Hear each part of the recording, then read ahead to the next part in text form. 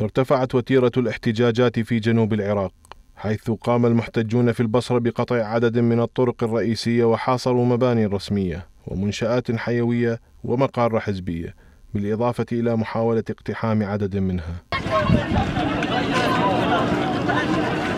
القوات الأمنية من جانبها قامت باعتقال عدد من المتظاهرين ضد البطالة وسوء الخدمات، كما قامت بهدم خيم الاعتصامات أمام مبنى المحافظة، فضلا عن اعتقال عدد من الناشطين. الحكومة أخذت ابني يلعب طوبة وصار رمي وركض، حال العالم خاف. وصلنا خبر بين ما أخذت الحكومة، دورت عليه بكل مكان، ما خليت مكان ما دورت، ولا واحد انطاني نتيجة وسؤال عليه. ابني لو موتينه أريده من عندهم، وابني لو عدلهم أريده منهم. العبادي جاب منا كرتل كامل على أهل البصرة وخذوا الشباب. اللي مسوي مظاهرة يتحاسب، أنا أريد ابني ما مسوي شيء.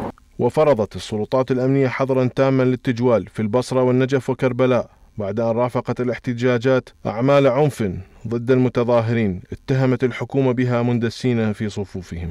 ورافقت التظاهرات اشتباكات مسلحة ومحاولات لاقتحام مقار حزبية وحكومية متفرقة بالنجف وميسانة وبابل وكربلاء، ونجح المتظاهرون في اقتحام مبنى المحافظة في كربلاء بعد محاصرته لعدة ساعات. واتسعت رقعة الاحتجاجات العراقية الغاضبة بسبب سوء الأوضاع المعيشية، وامتدت لمحافظات عدة، حيث اقتحم متظاهرون غاضبون مبنى مجلس محافظة المثنى ومبنى ديوان المحافظة، فيما رفعت السلطات حالة الاستنفار الأمني وتوعدت بإجراءات رادعة ضد من وصفتهم بالمندسين.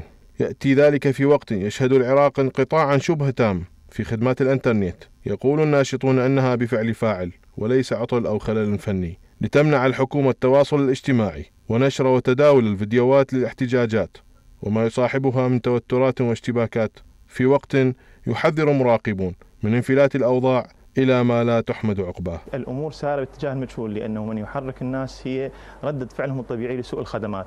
الحكومة عاجزة عن أن تتفاهم مع الشارع أو أن تخمد ثورة الشارع، لأن ليس لديها حلول. حراك سياسي وجهود عشائرية ومطالب شعبية تسعى لهدف واحد، وهو تهدئة الأوضاع وسط تخوف من الشارع بتسويف ما خرجوا من أجله وشراء ذمم البعض بثمن بخس على حساب مطالب المواطنين.